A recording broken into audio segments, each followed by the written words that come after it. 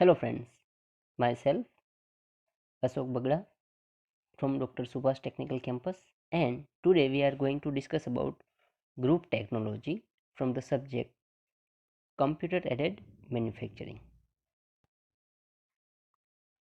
In today's lecture we are going to discuss about introduction about group technology, part families, part classification and coding systems, OPITS coding system, advantage of group technology and disadvantage of group technology.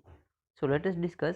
First of all, group technology is a manufacturing philosophy in which similar parts are identified and grouped together to take their advantages of their similarities in manufacturing and design. So my dear friends, group technology basically क्या है कि suppose कोई production unit है, वो 10,000 parts बना रहा है.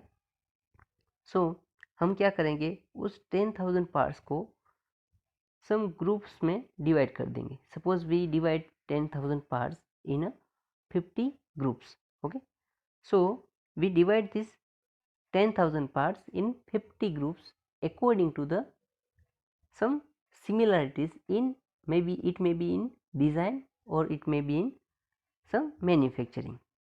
Okay, so group technology can be considered a theory of management based on principle that similar things should be done at similarly.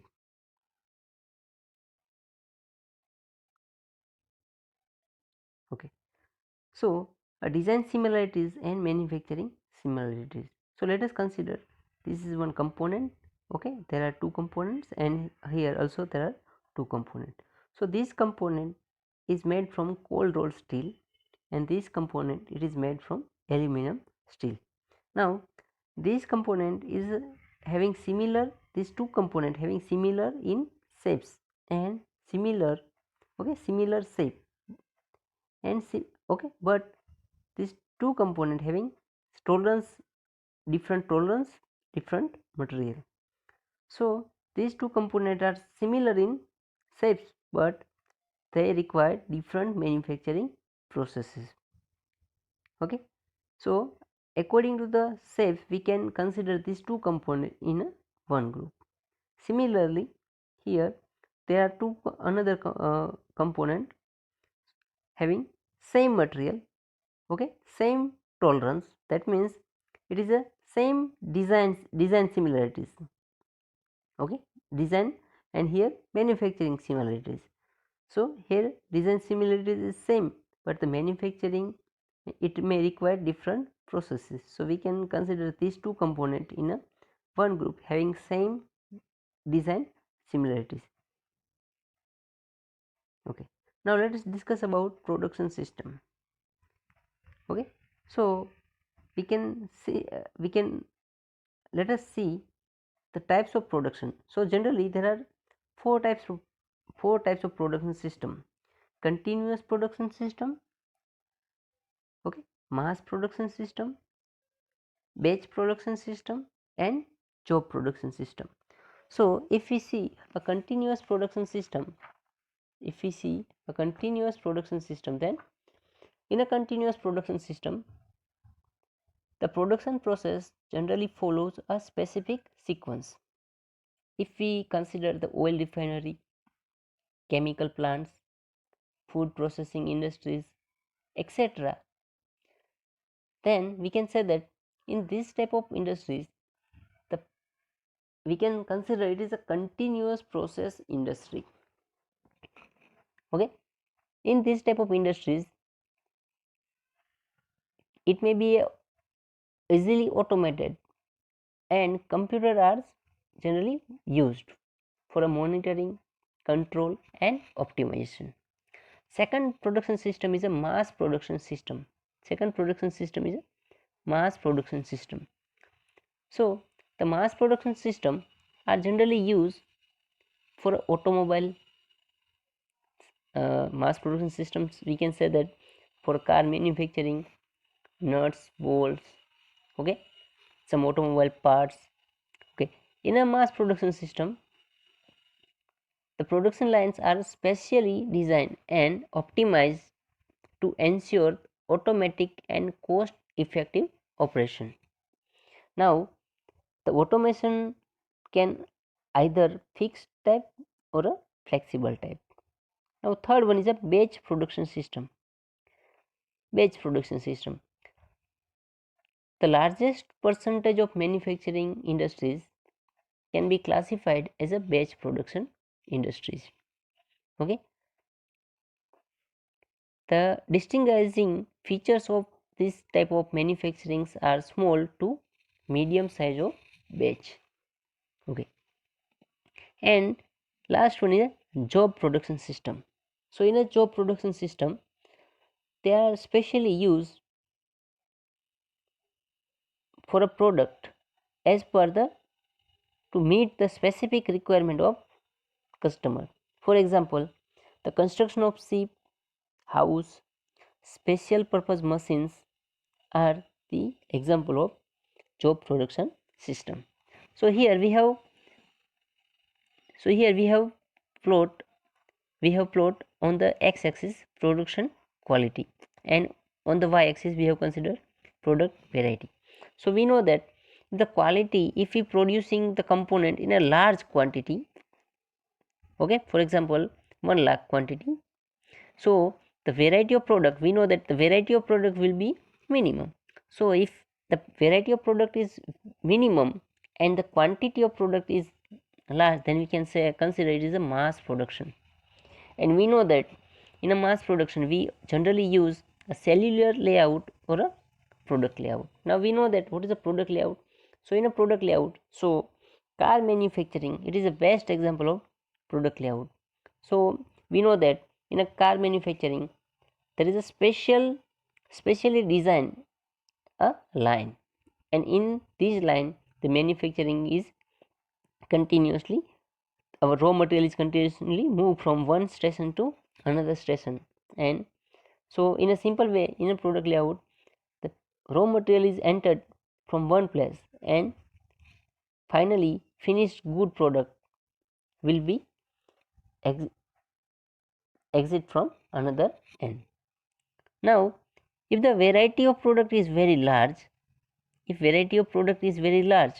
and quantity of product is very less, then we can say that it is a job production. So we know that in a job production, suppose if we are manufacturing, suppose constructing a dam, then the variety of dam may be only one. Okay, that means the quantity, we are going to construct only one dam. Okay, so and the product variety, so suppose is very large, that means you have to construct a dam on a different dams on a different rivers. Okay, so the variety is, if we increase the variety, then the production quantity may be a decrease. And we know that job production, job shops, it is the best example of fixed position layout or a, okay. And third one is a batch production. So here batch production or a cellular manufacturing. So sometimes a process layout is used. Okay, so if we want to produce from 10 to 1000 parts, and there is a medium variety, then we use a batch production. So in a batch production, suppose we are manufacturing 10,000 parts, so we make a batches of this 10,000 parts. So first 5,000 parts we make in one batch, another 5,000 parts will be make in another batch. Okay, sometimes the batch may be a 10, 20, 50. Okay, it is depends on the variety. Okay, now let us discuss about part family.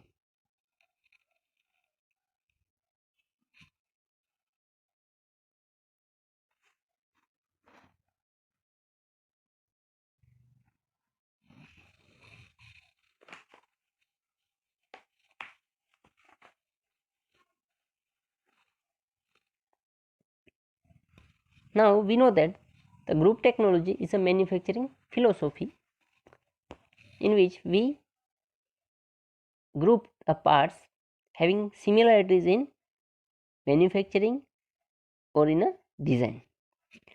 Now let us understand about part families.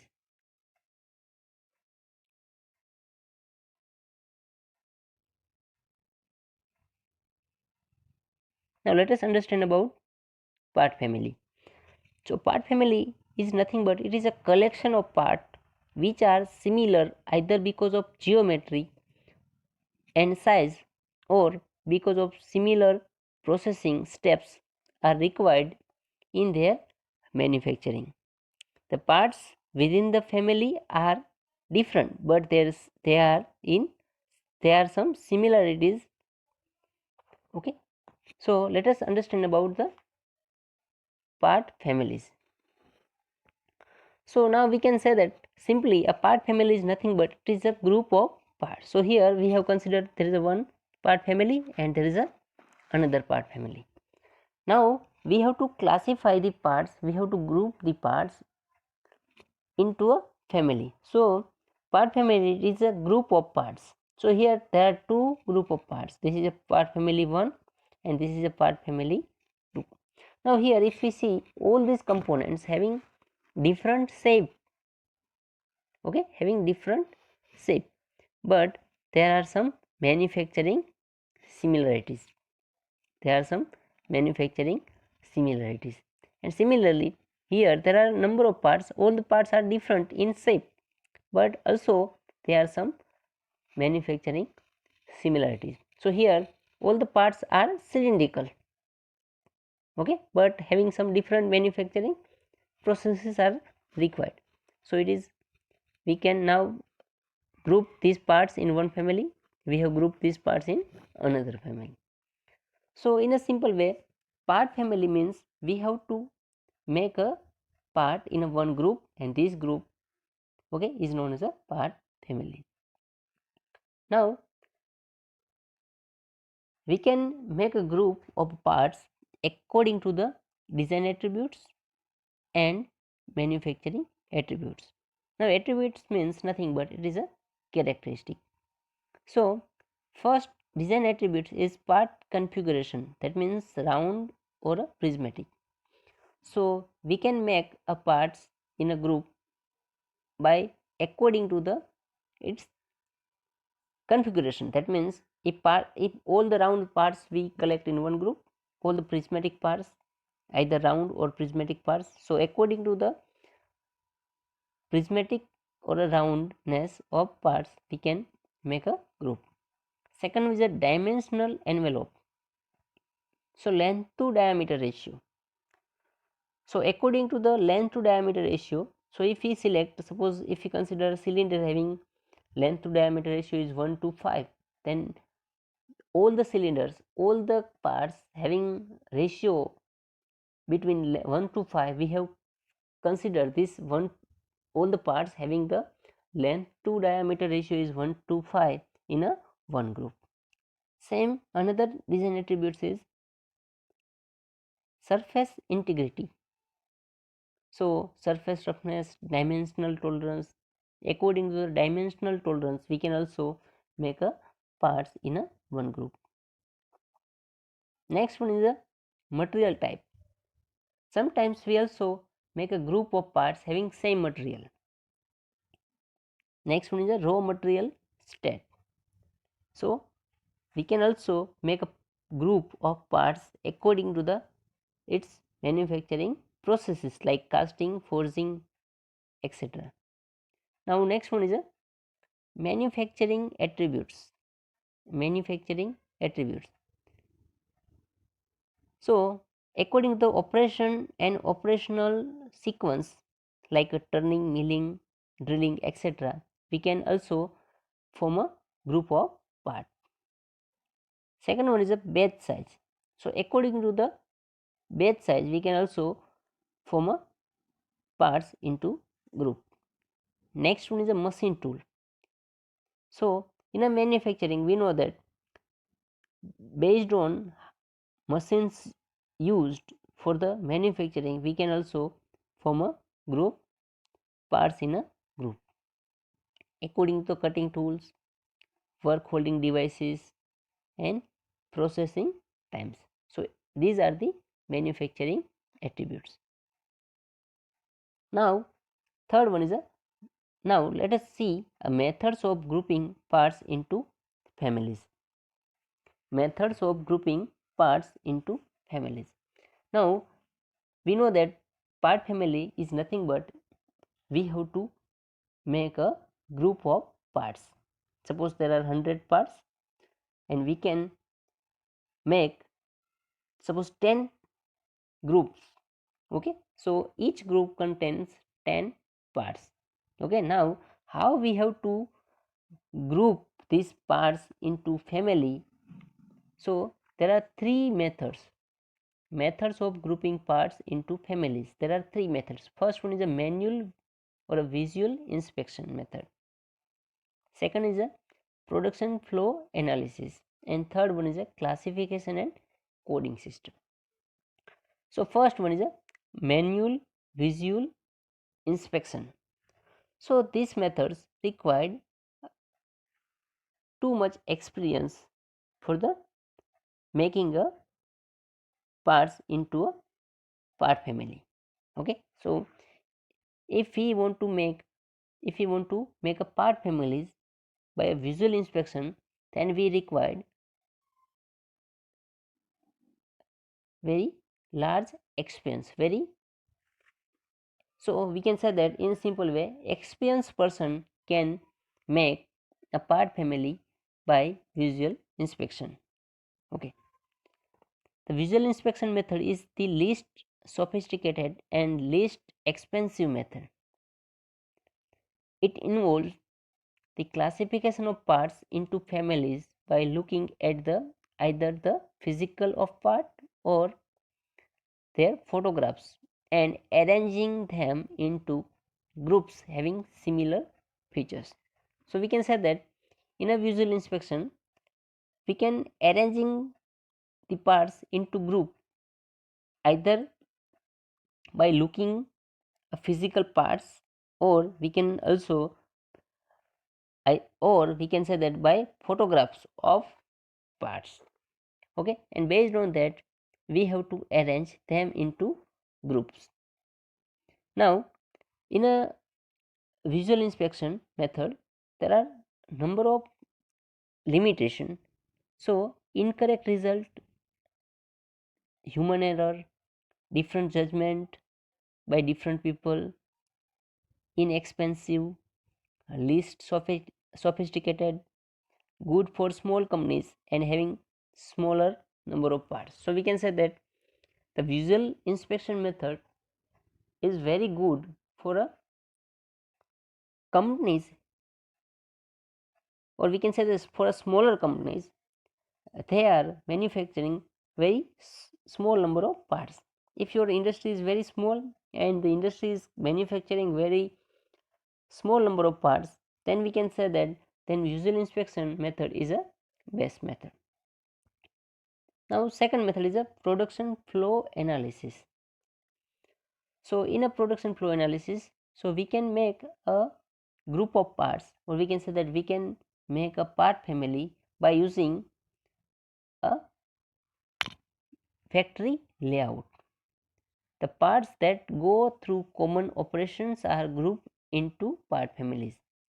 And in a production flow analysis, we can arrange the parts into group based on root sheet. So we can say that the machines used to perform this common operation may be grouped as a cell, and consequently this technique can be used in facility layout.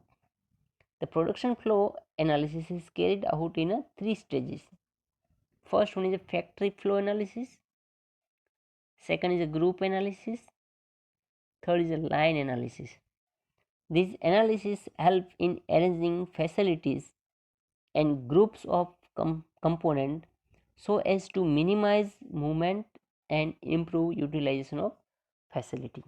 Basically, the production flow analysis required a root sheet for the arranging the parts in a group. Next one is a coding method. The coding refers to the process of assigning symbols to the parts. The symbols represent design attributes of parts and manufacturing features of parts. Now, in a coding method, we have a charts. We have various charts, and according to these charts, we have to give a specific coding for a parts. Then we arrange a group having similar codes. So suppose we consider there are 100 parts, okay, and we have to give the 10 codes for each parts. Okay, now we have a different, suppose we have 100 parts and we have to assign only 10 codes, okay, only 10 codes of these 100 parts. Now we assign codes according to the different charts. So we have some different charts, okay. Now we assign the coding for each and every parts.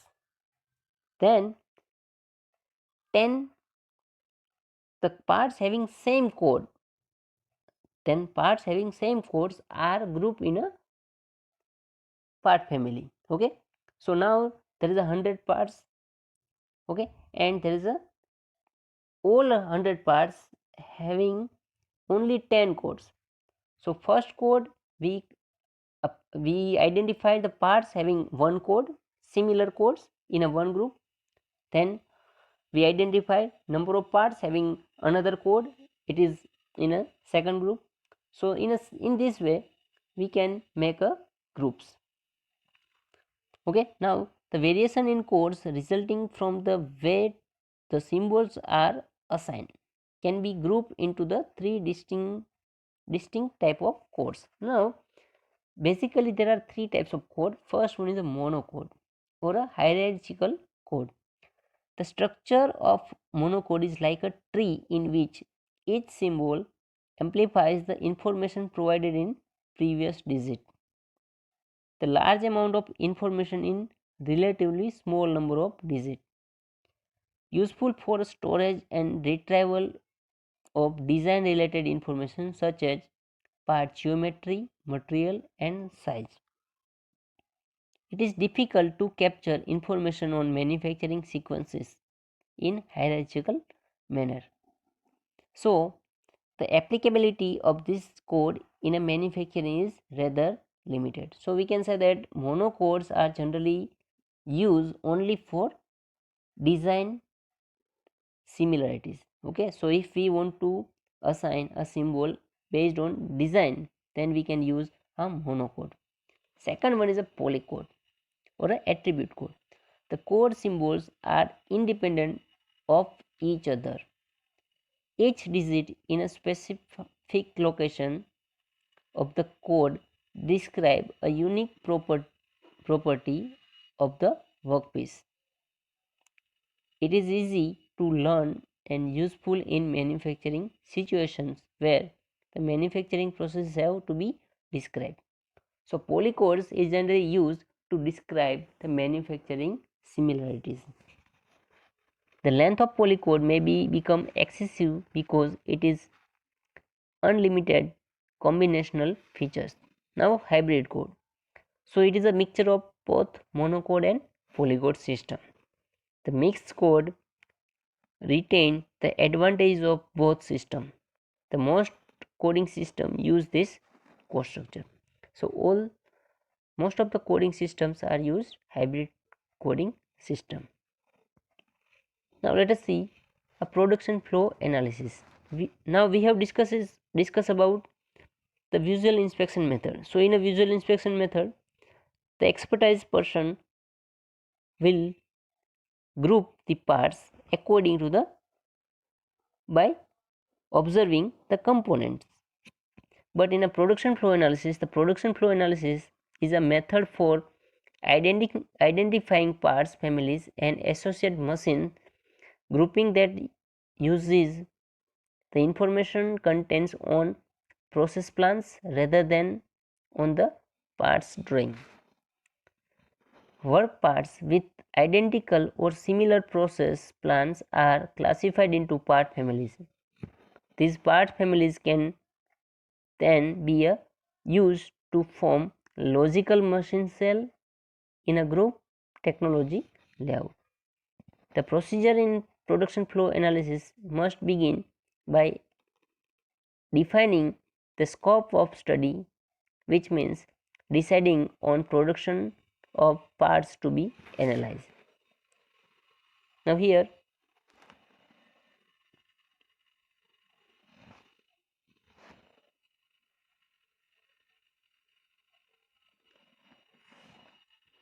okay, so in the next lecture we will discuss about OPID's classification and coding system. So in the next lecture we will discuss about OPID's coding system, okay, then various traditional manufacturing system and cell manufacturing system. Thank you.